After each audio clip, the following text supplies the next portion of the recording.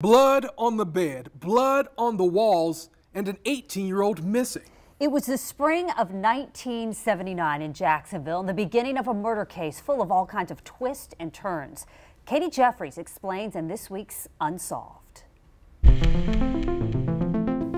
Walter O'Quinn had spent the day car shopping with his daughter, Debra. He dropped her off to her South Side apartment, watched her walk inside, turn on the lights, and waved to him that everything was fine. He drove away and didn't know that was the last time he would ever see his daughter alive. Her disappearance gripped the newspaper headlines. What happened to 18-year-old Debra Lynn O'Quinn?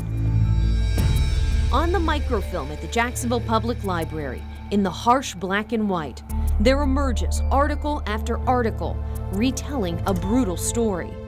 Sergeant Dan Jansen with the Cold Case Unit at the Jacksonville Sheriff's Office says the morning after Walter dropped off Debra, her roommate came home. And when she walks into the apartment, this is around 9 a.m. in the morning, she sees her brother asleep. When I say her brother, I'm referring to the roommate's brother, asleep on the couch. And she awakens him and says, "Hey, where's Debra?" And he said, "Well, she's not here. I haven't seen her." But Sergeant Jansen says what was even more disturbing, there was a lot of blood around the apartment. On her bed, in the bathroom, there's some smears on the wall, there's some blood on the carpet. So of course she gets really inquisitive with her brother, and he basically discounts it and said he thought maybe there was an accident or something happened in the apartment. Sergeant Jansen has asked us not to name Debra's roommate or her brother due to the reopened investigation. When Debra didn't show up for work that morning, she was reported missing and the search began. Detectives knew by the amount of blood something far worse than an accident had occurred. And then came a break. They found a witness, a woman who lived across the courtyard who thought she'd heard a woman scream in the night. Got up, looked out the window, and she saw a lot of activity in Debra's apartment. She said all the lights were on, and she said there was a male that was walking throughout the apartment. She sees him actually leave the apartment and go down to a pickup truck. He was carrying something. She said he was carrying it like a tire, but it wasn't round like a tire. Detectives believe it was Debra's body, but the witness, unsure of what she saw, didn't call police. Jansen says officers confiscated a knife from the roommate's brother's car. It was tested microscopically, and there was evidence of bone being on the serrated edge of this knife.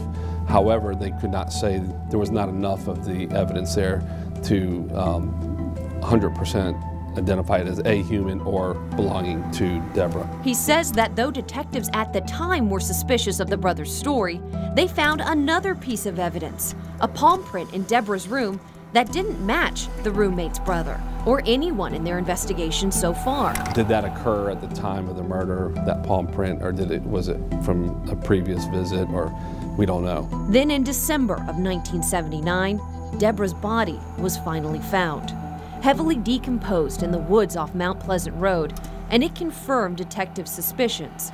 She had been stabbed to death. A few years later came a big twist. Serial killer Henry Lee Lucas confessed to Debra's killing. He was well known for multiple killings in the South and had spent time in Jacksonville, but was also known to exaggerate. He was notoriously known for many, many murders, or many that he admitted to. Some of them that he tried to admit to, he wasn't involved in, and this is one of those type cases. Detectives determined Lucas's confession was a lie. The case grew cold as the years, then decades passed. Walter died in 1996 without an answer about who killed his daughter. But detectives say this case isn't over.